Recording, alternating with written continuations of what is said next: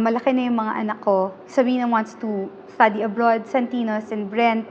And alam mo naman natin kung gaano ka mahal nun. So parang, since hindi na nabibigay yung support na in order ng court, parang yun yung sinasabi ng mama, paglaban mo. Of course. So this time, malaki na yung mga anak ko, and-explain ko na, okay, we have to, kukunin ko na ulit kung ano yung akin. We're talking about hundreds of million na. Ang binalik lang niya sa akin noon, during that time, was 7 million.